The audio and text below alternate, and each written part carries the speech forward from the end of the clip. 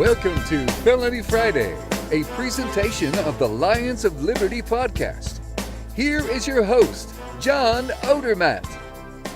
Felons, friends, and freedom lovers, welcome back to another edition of Felony Friday, a weekly show right here on the Lions of Liberty podcast. Of course, Felony Friday is the show where I focus each and every single Friday on exposing injustice in this nation's broken criminal justice system.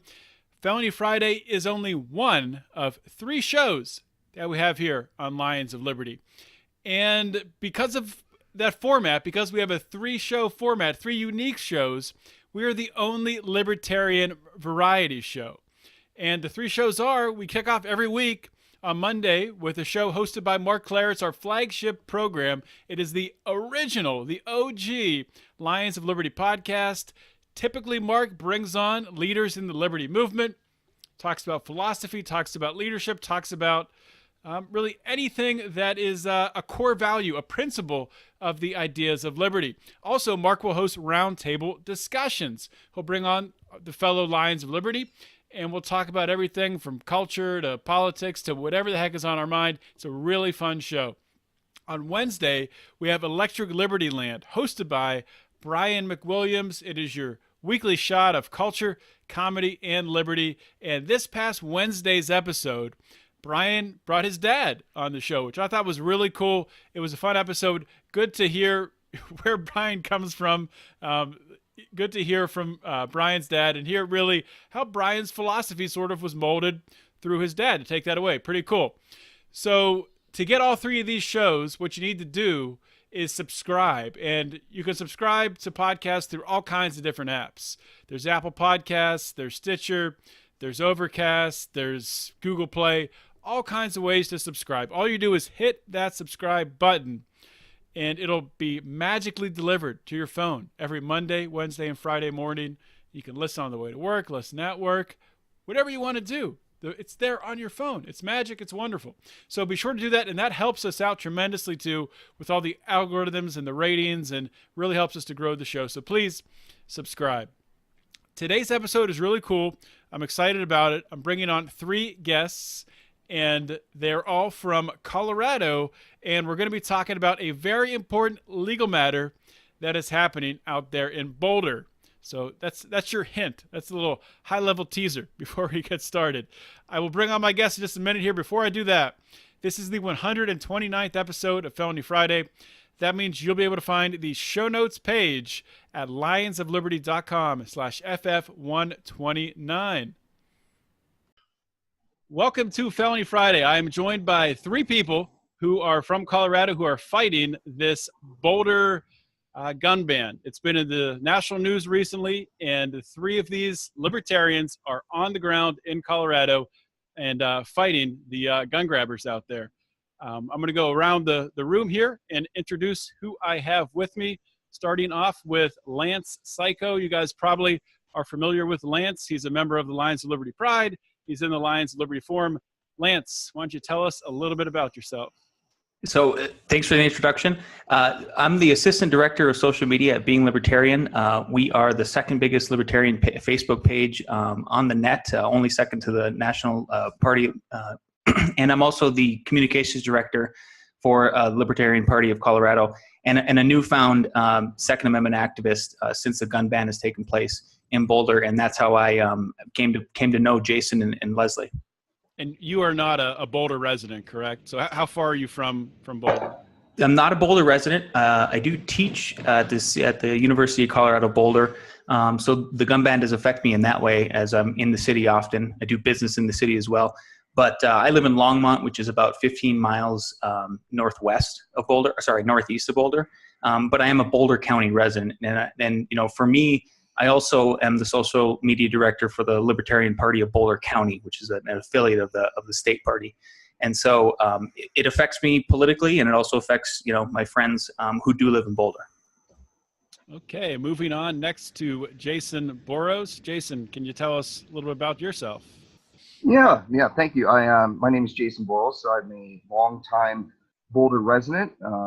Hopefully I can stay a non-felon here, but it looks like after midnight tonight, that's going to change. But yeah, I'm a newfound Second Amendment activist. I've always been active in the 2A community, but this is the first time in a big way that I've decided to stand up and do something about it and actually push back against this illegal ordinance that they want to pass, which would criminalize me simply based on my possessions.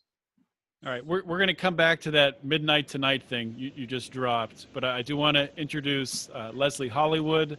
Lesley, a libertarian activist out there in Colorado. Can you introduce yourself? Sure. My name is Lesley Hollywood, and I am a longtime Colorado resident, northern Colorado, up where I don't live in Boulder, but I live right outside Boulder, just like we all do. Well, Jason lives in Boulder, and then Lance and I are outside of Boulder.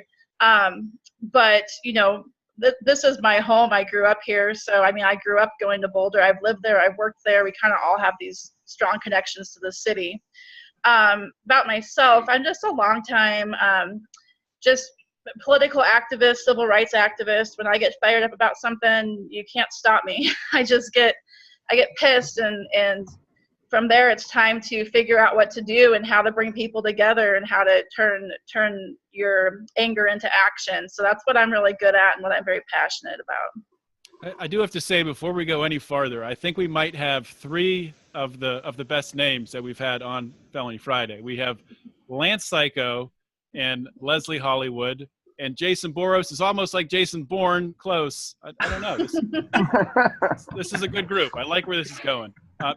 It is a good group.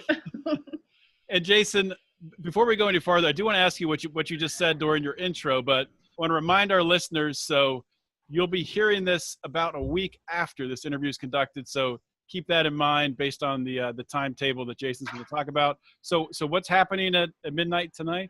So tonight, June 14th at midnight, the Boulder assault weapons ban goes into effect. And it was, you know, it's going to essentially ban the possession and sale and transfer of pretty much every semi-automatic rifle that was made in the 20th century. And it also bans pistols based on cosmetic features as well and magazine capacity. So you say cosmetic features, and feel free. I mean, whoever wants to take these questions, you know, I'm not going to call you guys out. Just when you say based on cosmetic features, what does that exactly mean? Well, with rifles, the features are it's a semi-automatic center-fire rifle with a pistol grip and the ability to stabilize the firearm forward of the main pistol grip. Also, the criteria is where the firearm accepts a magazine, which would be, you know, anywhere outside of the pistol grip would put it in this category. So there are certain pistols out there which are based on rifles, and there are others that have been manufactured as pistols that accept their magazine outside of the grip proper of the firearm. So those would be banned too. So it is a massive sweeping ban that covers quite a bit. Is there an actual list of guns that are banned, or it's just based on that interpretation? It is strictly based on the the aesthetics of the firearm. There's no list of specific guns that are banned. Yeah, it's very much based on, you know, whatever the interpretation of the definition that they've given, that this is an assault weapon. Where the definition came from was Boulder City Attorney Tom Carr, who actually is out of Seattle, Washington. He's not even a Colorado native or Boulder native. He's out of Washington, came to Boulder. He's their city attorney now and decides he wants to do this. So he actually wrote this. The guy knows absolutely nothing about firearms. No doubt about that. He made that very clear when people were laughing at him in the city council meetings based on things that he was saying. But he actually just combined, he took some different things like they found in California. So he just took various different pieces and put it together to create what they decided is an assault weapon. And when Jason says cosmetic features, you know, basically if the rifle or the firearm has a couple different abilities as far as your magazine, the ability to take magazines outside the pistol grip, but if it has features that allow you to stabilize it with your non-trigger hands. Like, God forbid you actually hit your target, right, when you're defending yourself. If it has the ability to stabilize it with your non-trigger hand, that, even with cosmetic features that aren't even necessarily some sort of, to make it better. They're just, like, there's certain ones, especially when you're looking back at like some of the rifles from World War II, there's little features on there that are cosmetic, but they are, they're there to use your other hand, right? So that's actually part of this ban. It's absolutely ridiculous. There are firearms that go back to the 1920s. The same, we've got like our grandpa's guns from World War II are now banned in Boulder. And to put it in perspective, how far it goes, I posted on Facebook. I tweeted as the Libertarian Party of Boulder County when I was covering it, kind of as the press. It goes as far as 22 rifles, right? So if you have a 22 rifle that has a pistol grip and can accept a detachable magazine, and that magazine holds over 10 rounds, that is an assault weapon to them. My son owns a 22 rifle, not this, my 13-year-old son. So I mean, that's the kind of extent that they're going, and that's how wide sweeping it is. It goes down to even a low caliber rifle such as that. Well, Lance, I do have to carve out a correction there. They did carve out 22 in rimfire. Oh, they said you can. But if somehow there was a 22 with the center fire, that would be the difference, right? Right. Yep. So an M&P 1522 is a legal weapon in Boulder after tonight, but an M&P 15 is not, and they look identical. Just one is rimfire and one is center fire, and they both fire 22 caliber bullets. But this was my statement was basically based on the first reading. So Jason, and that's one thing I think that I try to make clear when we do these interviews is that the general public doesn't understand that there was 3 readings for this gun ban ordinance. So the first reading was completely open to the public. I think upwards of 100 people spoke.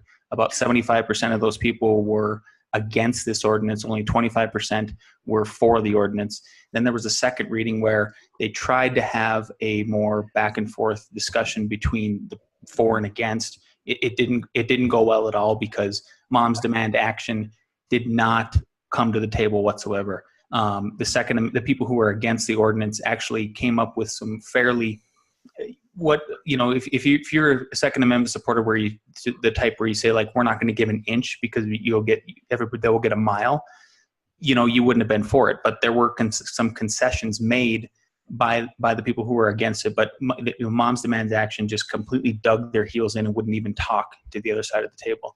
And then there was a third reading. And the third reading was interesting. That was the one I spoke at. And then a couple of us, also from Rally for Our Rights spoke. Jason spoke. Gwen Stouter spoke. But at that reading, there was 15 slots. You had to sign up online, and you got selected for 2 minutes to speak. And then there was 5 other spots on top of that where you could sign up on the spot of the meeting. But Jason, at what meeting or at what point did they clarify that with the 22 rifles? It was at third reading when they were talking about the amendments on there. And I thought it was the second reading when they had their expert witness, the police officer, come up and they started really breaking down these little specifics. Do you remember that, Jason? Lesley, I think you're right about that one. They talked about it. I think at third reading, they reaffirmed that they were going to leave the carve out for 22s in there. Yeah, it was the second reading, which you can actually go watch. They have their expert witness, which is pretty much, I'm not even really sure where they got him because he was absolutely ridiculous. So what was the background of the expert witness? Do you know? It was law enforcement. And I think one of the things that he said was he made a really big deal out of, if we don't have, the more specific, the more features, the more of these specific features we can add to this ban, the easier it is for law enforcement to enforce it. Because they can just take all the guns. Then. It was pretty absurd, yeah. So that was, I think it was the second reading when they really started kind of narrowing down, taking away some of what Lance was talking about. But that was when they changed it from, added the center fire part and these various different pieces. Yeah, and it's kind of sad because that expert witness, I think I remember him at first reading, that trying to explain the NFA process to the city council and was so wrong on so many different points that he really had no idea what he was talking about, and he's supposed to be the expert. So that's who's advising the council on these things, is an attorney who has no idea about firearms whatsoever, and a city of Boulder police officer who doesn't quite understand some of the laws that he's supposed to enforce. So this went to a vote by the city council, right? What did the vote come out to? Was it unanimous? It was unanimous. But there was two. I think we should clarify that. So on the second reading, Councilwoman, is it Nagel? Mm-hmm. Yeah. She didn't abstain, but she voted nay. But how did that work out exactly? I think she had some like a little bit of political pull so that she could take. What she did is she ended up using her vote and guaranteing them that she would do a yes at the end, so that it would be unanimous in that they would take off the registry portion. Yeah, she knew that it was going to get, the other council members were going to vote for it. So she used her no vote as a bargaining chip to basically get registration off the table. She said, "I'll vote with you and make this unanimous, but registering gun owners needs to be completely off the table." Well, because the registration system that they wanted, and this was discussed in great detail at the second reading, the registration system that they wanted was literally a Rolodex of gun owners in the city. I mean, and I'm not joking when they say that was how they referred to it, was that there would be a Rolodex of gun owners in this register. Would that be of every single gun owner, regardless of if it was? It would be somebody that owned one of these firearms, one of these assault weapons, right? So one of these specifically, detailed. So if they wanted to be grandfathered in and not have to give up, because what they were asking for was registration or confiscation.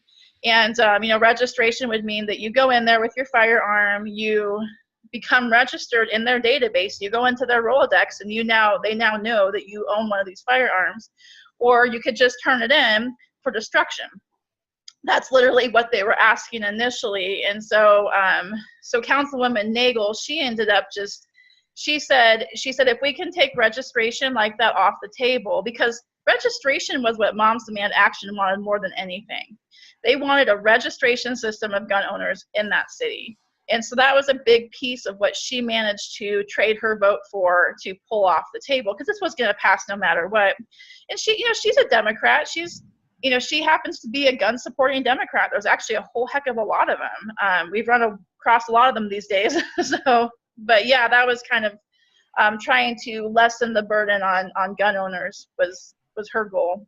And I even saw a few emails to the council, since they're public record, from Moms Demand Action, and they were a few of them, they were actually pushing against registration, because what they really wanted was a complete prohibition, confiscation, and no grandfathering. Yeah. So when people tell us three, that nobody wants to take the guns, they're full of it. Absolutely 100% full of it, because we have seen and talked to these people and heard them in the city council meetings eye to eye. So what? Yeah, we have one guy. Sorry, go ahead. I'll ask. I was going to say, we have one guy who comes to these meetings wearing a shirt that literally says "Repeal the Second Amendment." And every single time, so this, we've been to Boulder City Council meetings, we've been to Broomfield City Council meetings, and we've been to my hometown, Longmont City Council meetings. And thank God our mayor is 100% pro Second Amendment. He was a Republican, now he's an independent. But yeah, to echo Leslie's point about this guy is, he points to the crowd every time that we're there. He knows who we are at this point. He knows who the pro Second Amendment activists are on the ground here in Boulder County, and calls us racist. And you're talking to a guy that's we're white supremacists. He literally will sit there at these council meetings and speak and take his 2 minutes of his time, and he will refer to us, and he'll point back to us as the white supremacists that are here. I mean, it's just, but nobody wants to take your guns. Oh God, that's so typical. So typical. So obviously the city council wants to take your guns. What about the other people in Boulder? Do you have a feel for percentage-wise how many people, what percentage actually would back this ban? Not very many. Well, as far as gun owners, it's about 0%. But I think the police have only gotten, as of the last time I spoke with them, 2 to 3 calls regarding people wanting to certify their weapons in the city.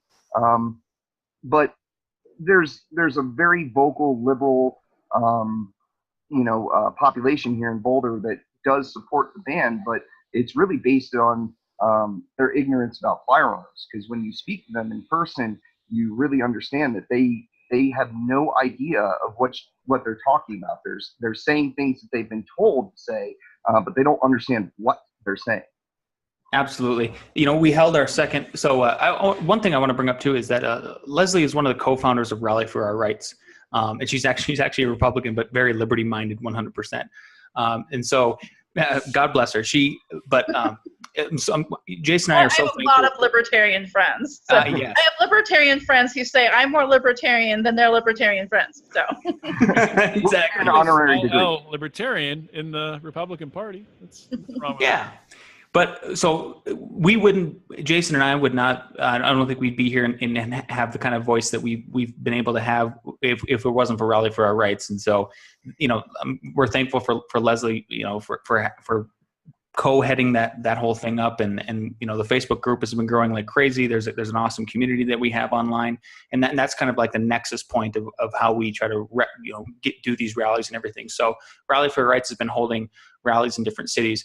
The second time we went back to Boulder was last weekend, and so in that, when we had that rally we had less numbers, but we had more engagement with the public. And Jason did a phenomenal job about we went up and actually did some live streams and talked to the police and how they were thinking about how they would enforce this ban or not. They were very political and apolitical, I would say, in their responses back to Jason and just saying, well. And that's what kind of points to like law enforcement as well. They just said, well, we'll uphold the law. Whatever the law is, we're going to uphold it, whether it's right or wrong, right? Same thing with like the drug war. And then the other thing is we had a lot more public engagement. And so where I'm going with this is that, I had a very good discussion with this guy. His name is Citizen Baca. And he was actually approached by the Boulder police. He had an AR-15 and he was open carrying. And he was asked to remove his magazine. He did not comply, and sort of kind of threw it in their face. And then he and I ended up talking to a couple of young citizens there who were not pro Second Amendment supporters and everything, but to speak their ignorance, they pointed to his AR-15 and they said, "Why do you guys need machine guns?" And I go, "Wait, do you guys understand honestly?" And this is like the issue. One of the biggest issues I have with the left and these gun grabbers is, and these people who are anti-Second Amendment and put these words on these inanimate objects, like this is not a machine gun. First of all, this is a semi-automatic weapon, right? Do you guys understand what defines, even according to like the NFA, what defines an assault weapon, right? It's that you can change it from single fire to multi-fire. And we don't have that as civilians, right? There's, the Act in 1934, then Reagan passed another one. So I think we're out there on the streets. That's what's been amazing, is we're actually out there on the streets engaging the public. And you see all these things on social media about that the left is ignorant, and all these gun grabbers are ignorant, and they don't understand the definitions, but it's absolutely 100% true. Like, you think it's all crazy gaslighting online. That's not really true. But once you get out there and talk to them, they really have no idea what it is. What these firearms can do or what they can't do. That's one really neat thing that we've been doing with Rally for Our Rights is, a lot of these Second Amendment rallies that you've seen take place across the country, they're doing them at the Capitol, and they've got speakers, and it's like this big, let's go out and preach to the choir, all of our gun-owning friends, bring them all together and have a big rah-rah. Well, what we're doing is different. We don't get permits. We are literally rallying people using the First Amendment on the streets and open carrying firearms, because I'm not sure where you are. Where are you at? In Pennsylvania. You're in Pennsylvania. So I don't know what your open carry laws are there. Colorado, it's pretty much a constitutional open carry state. You can pretty much open carry unless a city happens to have their own ordinance, which I believe there's only 3 in Colorado that do. You can literally open carry an AR-15 any day of the week, anywhere you are. Like, that's just legal, right? And then if you want to conceal carry, you have to get a permit for that. So this is just kind of very different what we've been doing compared to what we've been seeing all over the country with these gun rallies, or these, I call them, pro-gun rights rallies, Second Amendment rallies. Is that, we call them rallies, but we're really just, we're just like meeting on the intersections. We're just like, hey, meet us at the intersection of Canyon and Boulevard Avenue, and we're going to start lining streets. And like when we went to Boulder, what was really interesting is it's summertime, and we were right by a park and a farmer's market, right? Imagine this.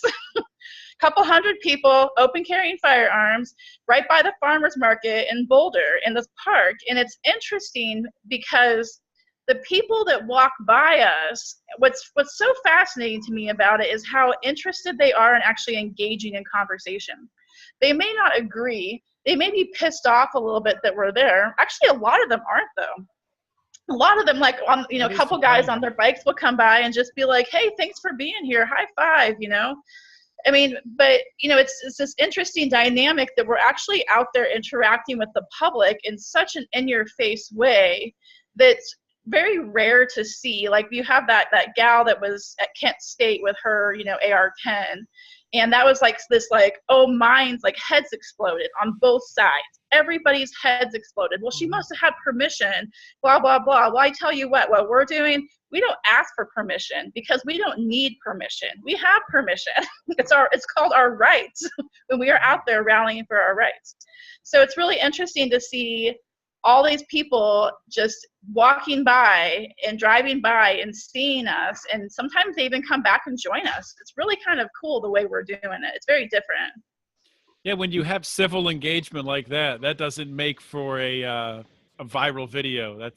People don't want to see that, unfortunately. So you don't see those discussions. You don't see that type of behavior in interaction. At least I haven't seen a lot of it in video form. But we have one really good videographer, Bill McCarthy with Frosty Report, that comes and does these actually kind of like pseudo documentaries of every rally, and he will he makes sure he gets these these interviews, or he records conversations with people. But we have so many just one-on-one civilian conversations that we are like. This was really fascinating. One time when we did this in Longmont, we had the 9 news reporters show up. And this woman walks up to me. She's super sweet, but she's in the middle of all these people, men, women, kids, guns, no guns, signs, flags, this whole just on the streets of Longmont. Target is literally across the street from where we were. And she comes up to me and she's like, I just have some questions for you. She's like, so is it legal that you just have machine guns out here on the street? Like, literally, that's what she says to me. I'm sorry. And so my response to her is, I said, I guess when you really think about it, they are machines and they are guns, but I wouldn't really call them machine guns. And so her and I ended up spending about 30 minutes walking around and talking to different people that had guns. And I would say, okay, so this guy here's his gun and he's going to tell you about it. And this guy here's got a rifle and he's going to tell you about it. And we discussed the differences of them. And it's such a neat educational opportunity to just really get people in there. And then we're so normal. They don't really understand us because we're not these crazy white supremacists, like, I don't know, with a pitchfork. They really expect to see, And the tiki torches. We're such a different crowd. Yeah, you're not. But it's neat. To be honest with you, like what Lesley was saying, there's a gentleman named David that Lesley and Lance and I kind of know that I met up with this afternoon. I'm not going to spoil anything for later, but he found us from this latest Boulder rally. He just got off of work, was driving down Broadway to go home, saw the rally, said, "What is this?" Decided to find a place to park and join us, and something really cool happened there. Yeah, people have no idea that we even exist. That they just drive by and they're like, "Oh my God, I'm not the only gun supporter in the world anymore." Like, if you listen to the news, you would think we don't exist, right? Mm-hmm. So they literally will drive by, park their cars, and come join us and be like, amazing. How do I get connected? We've got business cards and flyers, and we're starting to get, try to make sure we can, we're right there for people. Like, this is, get connected, even if it's just the fact that you're not alone. That just says a lot, and it's very empowering. Yeah, it's interesting because you can't, as a gun supporter, as someone who's supports the Second Amendment, owns guns, I can't, or I don't talk about my gun ownership or what I do, like when I'm at work or when I'm with people who I know are anti-gun. Obviously on Facebook or in our Lions of Liberty forum, I'll talk about it all day long. And I will a little bit on my Facebook page because I know my friends list and how they're going to react, but I'm not going to go up to someone I don't know and start, You're in the closet is what you're telling us, exactly. Right? Like there's so many people, but I think that's the majority. The majority of people are like that. It is. And that's kind of one cool thing that we're doing with Rally for Our Rights and just this whole movement is it's where people are coming out of the closet and they're Democrats. They're coming out and saying, I own guns and I support guns and, I support gun rights and don't take away my right to self-defense because you're afraid of these firearms. It's not fair. And to speak a little bit more about how eclectic our group is, and what's so beautiful about it is we have Democrats, we have libertarians, we have Republicans, we have constitutionalists, we have anarchists, we have almost every flavor of whatever you want to say that you are politically. But we're focused on one thing, and that's protecting the Second Amendment at all costs. And so that, to me, as a person who is part of the Libertarian Party and very, very invested in that personally and financially, it's a breath of fresh air because John, that how much infighting there is in the party. And it's like to be a part of a group like this that, look, we just care about one thing. We're here to like solve a problem and protect ourselves in that regard. It is awesome. We've had Bernie supporters. The first time we went to Boulder, first of all, was Lesley said this on another interview that we did, is that like everybody said we were crazy for doing it. And you kind of think you are because, I mean, Boulder is this little island. Everybody likes to say that it's 25 square miles surrounded by reality. So it's kind of like the California of Colorado. It's that liberal. I mean, libertarians and Republicans are an absolute minority there. But we went there. Most of everybody was friendly. We got a few middle fingers from people driving by in this very busy intersection. But for the most part, it was honking. It was people with flags driving by. It was absolute support. And then to see other people, different minorities come out and support, black people, brown people, yellow people, every color that you could imagine. And then there was an actual guy with a Bernie hat on. I think he got off the bus. He had a Bernie hat on, a Bernie shirt on, and he was open carrying a pistol. It was fantastic. So that's really what's great about this is like it's all inclusive, and we're all here to just protect our liberties. It is, and that's something that like I've taken some heat for it from the beginning of starting this whole thing. Is I'll be like, I'm very insistent. Keep your politics out of this. If you can't keep your politics out of this, we don't want you involved. No Trump flags. I had one guy one time give me some hell about saying no Trump flags, and he's like, well, you aren't saying no Bernie flags. You aren't saying no Gary Johnson flags. And so I went and added to my description, no Bernie Sanders flags, like just no flags. No button signs. We don't keep your Hillary stuff at home. Yeah, like just don't bring that stuff. And I don't care if you don't like it because now I think people understand why I've been so insistent about that. But one thing, Lance may not even know this, is we have a guy, Eric Cater, who owns Boulder Lending Group, which is a mortgage company. His office is literally right where we're doing our rallies. I don't know if you know this or not, Lance, but he's a Democrat. I've heard the name, but that is amazing. Yeah, so where Boulder Lending is and that whole place where the guy literally opened up his office to us twice to use the bathroom. He had snacks, he had cookies, but he was so supportive of what we were doing. And he admits, he's like, I voted for Obama twice, right? This is how much of a Democrat he is. But he doesn't care because that's how nonpartisan we're making sure that this stays, because the Second Amendment is nonpartisan, and right now isn't the time for infighting. Libertarians love to infight.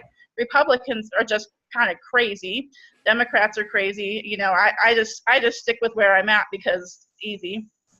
But it is really nice, and it's definitely a breath of fresh air to see the nonpartisan aspect of it. It's fantastic, and I think it's so welcoming to people, and they come in there and they're just they're so appreciative to have this place to come together where they can literally, like I was saying, come out of the closet. and be like, I support guns. I've watched my 19-year-old daughter do that. I mean, these guys have kind of witnessed that. It's been really neat. My 19-year-old daughter has always been a gun supporter, and she goes off to Liberty Firearms Institute and does her training classes, and she's come to 2 rallies now, open carrying a handgun on her hip, and made some friends, and now she's just like all about it. It's really pretty cool. That's fantastic. We have about 10 minutes left. I want to make sure that we talk about the lawsuits, because I think there's some new news that's coming out here. So whoever wants to take the pretty much, what are the 2 lawsuits that are pending now, or I guess filed? Jason, you've been quiet. Yeah. I've been listening to you all.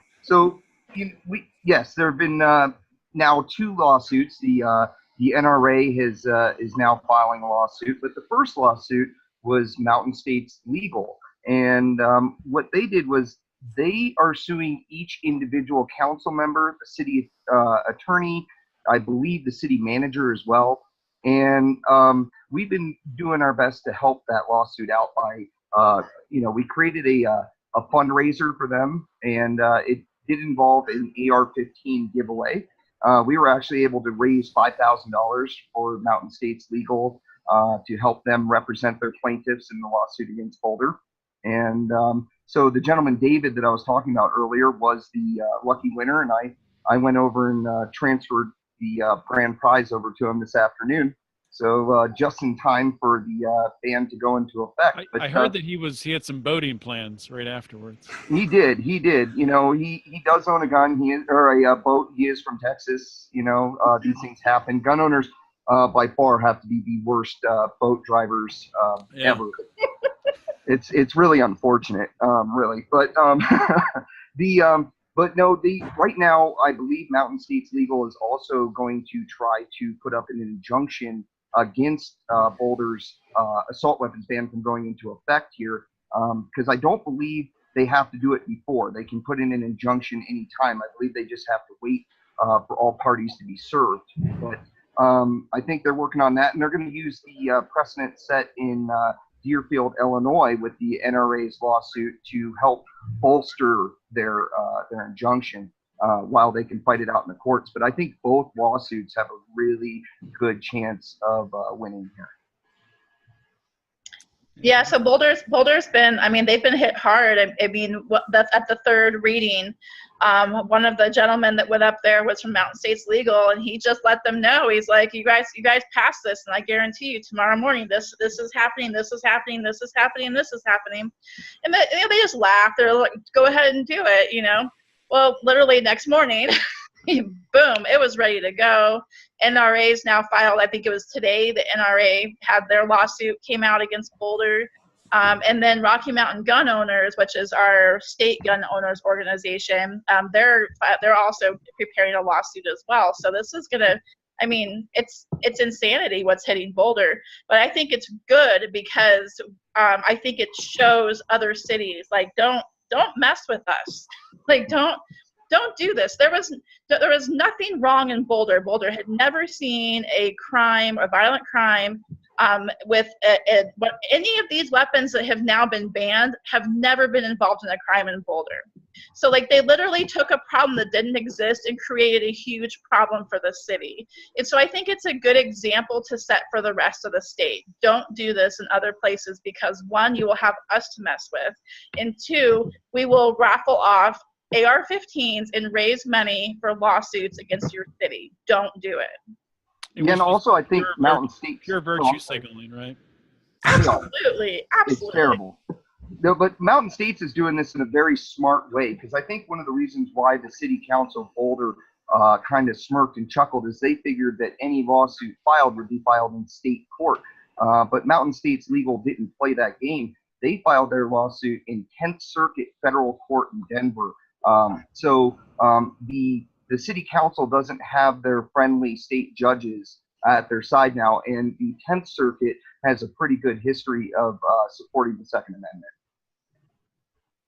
And there's a little more to it being in the 10th Circuit too. And I can't claim to understand enough about the legalities of it all. But anybody that does know about that has worked in Second Amendment lawsuits in the past will understand that there is a piece of this that has to do with they needed a lawsuit out of the 10th Circuit to do something that was kind of big. So there could be even bigger implications as well, which we'll obviously be paying a lot of attention to. Bigger implications meaning this could escalate to Supreme Court level. Yeah, because they needed, there was something about needing they needed a suit out of the 10th Circuit to take it to another level. And somebody tried to explain it to me, and I unfortunately wasn't paying enough attention to regurgitate it. So I'm not going to claim that that I understand it, but I do know that there is larger implications to what is happening right now. And we will probably see this go to a national level, which would be great because it needs to happen. So from a funding standpoint, is there any way that people can help out? Is there still fundraising going on for this lawsuit, or are you guys good to go? As long as it's going on, there's funding. Yeah, if you go to mountainstateslegalfund.com, well, actually I think it's .org, but if you just Google Mountain States Legal Fund.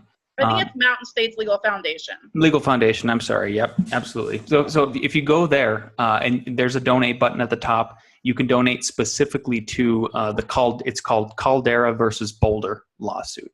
And I actually got in touch with the attorney. So we've technically raised over $7,000 so far. So the first $2,000 was right after the meeting that I spoke at, the third reading, when the attorney went up there, like a light bulb went off in my head, and I said, well, I make memes all the time, and I run a huge Facebook page, and then I posted them all over the place and asked for donations. And Facebook has this awesome, Facebook, for what it's worth, it has this awesome way to segue into just instantly donating to stuff. So I ran that for about a week, and then that's what kind of prompted the second fundraising that we did. I actually consulted with Austin Peterson at the Unconvention and asked him, hey, should we do this or not? And he said no, but we did it anyway, because like Lesley says, we just kind of take permission. I said we need to do it anyway. Yeah. Austin Peterson? That's literally what happened. You said Austin Peterson said you shouldn't do it? Yeah, because you remember he caught a 30-day ban when he tried to, I think, raffle off an AR-15, give it away, one of the two. It doesn't matter, but he tried to do that. Like, hey, if you donate to my campaign, you'll be entered in this raffle. And so, I remember that happening. He caught a 30-day ban. I think in the long run that helped him, though. But I don't want to get way off topic. But. Yeah, exactly. Well, you don't want to get banned on Facebook though when you're trying to run this kind of stuff either. So it's like that could be a huge. But I was like, well, we're going to do it anyways. And, that's kind of how I am. Jason's like, can we have a rally in Boulder? How do we not get arrested? And I'm like, we won't get arrested. We're just going to do it. Like, you just got to do stuff. So, no, that's kind of how it went. We're okay. We're just going to do this. Just going to do it. Let's get it done. You got to not be afraid and just put yourself out there and make this stuff happen, because if we don't do it, nobody will. All right. Well, we need to wrap this up, unfortunately. I just want to give you guys each a chance to say some closing words, some parting words to rally the troops and ask for any assistance or point out any other ways that people can help this cause. So we'll start out with Lance. The biggest thing I would say is that if you're apathetic about this because you don't think it's going to happen to your city or you don't think it will spread, I think you're 100% dead wrong. And that's why a person like me and a person like Lesley Hollywood are very interested in this and in trying to help out people like Jason who live in the city of Boulder. Because I think what they understood, what the city council understands, is that you got Trump in office. You guys aren't going to get anything through as far as a gun ban or more regulations on the Second Amendment or restrictions on it at a federal level. So now we got to come at it from a grassroots. They have to come at not from a grassroots, but they have to come at it from a local level. And if they set the precedence in Boulder, then they have a legal precedence to do it in Longmont, Loveland, all over Colorado, and anywhere in the nation. So please don't be apathetic to that, and please help us out if you can. So if you go to mountainstateslegal.org/contribute/online donations and donate to the Caldera versus Boulder lawsuit, we'd be grateful, because we have to stop it here. We have to contain it before it spreads. Sounds good. Jason, you want to go next? Yeah. All I have to say, I kind of have to mirror Lance is, people can't be apathetic, that you have to get involved. in these processes. You have to pay attention to what your local governments are doing, and you have to get out and speak out. There are 100 million gun owners in the United States of America, and that by far has to be one of the largest voting blocks in the country. But too many people, they don't want to, as we talked about earlier, come out of the closet, be known, be heard, be identified as a gun owner. But that time is over. There are forces pushing against the Second Amendment. And if people don't get out and push back, it's going to be gone. Absolutely. Lesley, you want to wrap it up? Sure. Yeah, I guess, but I would like to just, again, emphasize like this, this is on us as citizens right now. We really have to step up and be leaders and take leaders and, bring gun owners together in your cities and your areas, just figure out what you can do and don't think somebody else is going to do it or wait. You can always step up and you can always just take a leadership role. It's actually a lot easier than it seems. If anybody's in Colorado and wants to get involved with Rally for Our Rights, we have a website, rallyforourrights.com, and they can go to our website. There's a page on there called Get Connected, and it has a link to our Facebook group, which is a private group, but you can be approved to be in there.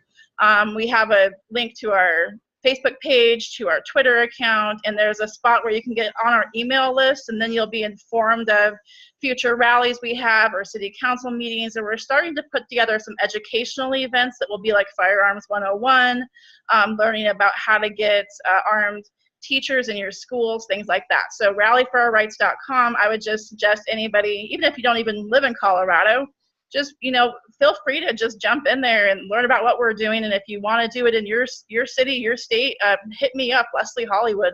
Find me on Facebook, and I've got a tons of political friends, and I'd love to have anybody else join. So thanks for having us on. Well, thank you guys for coming on the show. This was fantastic. This is such an important topic, and you guys are at the epicenter of it. So thank you so much for giving us some time today. Thank you. Yeah, thank you, John. Thanks.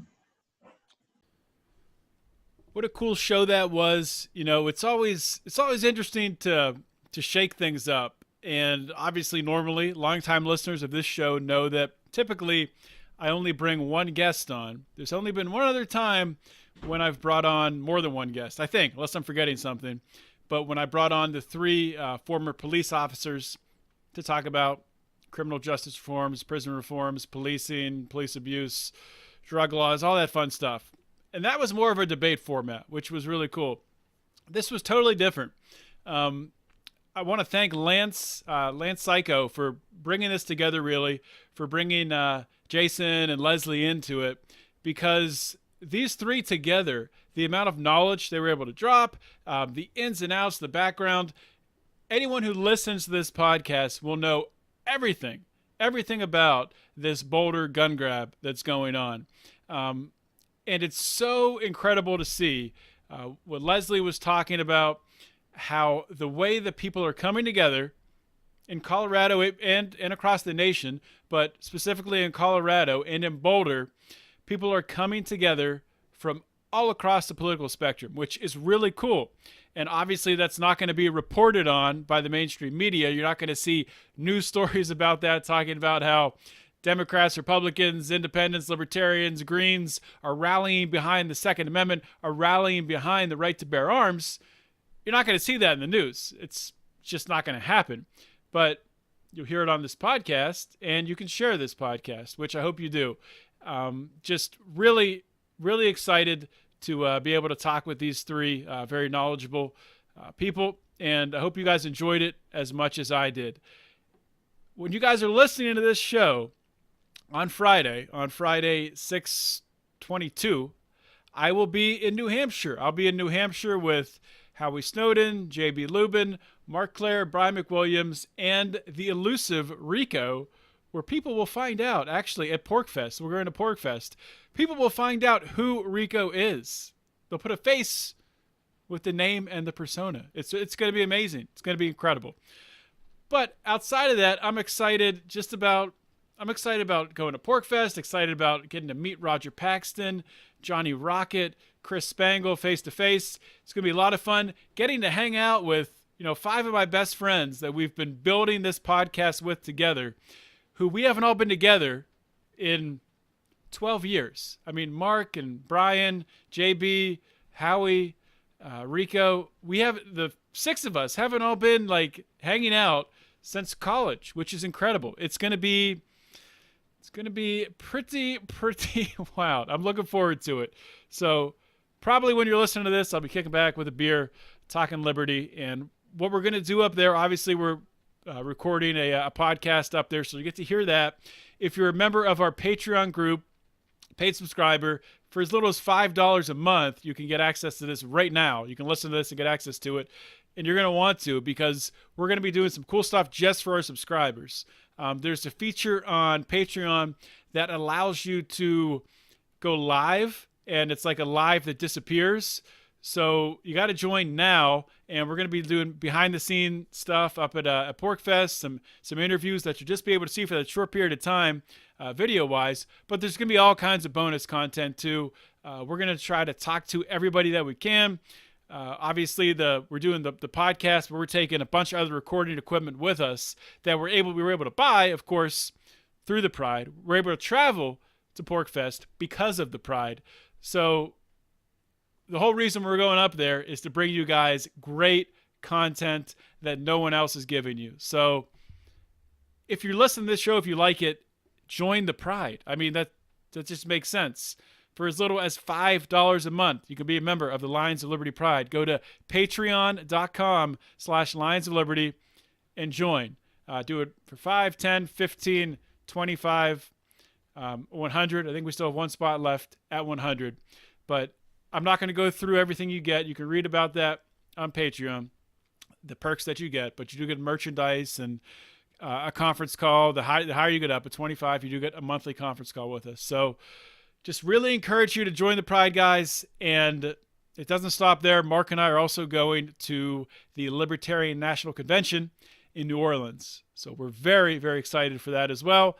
And we also will be bringing you unique content that you're not going to be able to find anywhere else from the Libertarian National Convention in NOLA. So thank you guys so much for listening. This is really a milestone, a hallmark moment in the Lions of Liberty journey, that we are getting to travel out on the road to a libertarian event going up to PorkFest. So I'm excited. Thank you guys so much, so much for your support.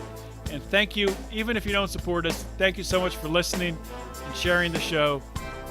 If you haven't shared the show, I forgive you. Share this one. That's all I got. Thank you. This is John Odermatt signing off. Always remember to keep your head up and the fires of liberty burning.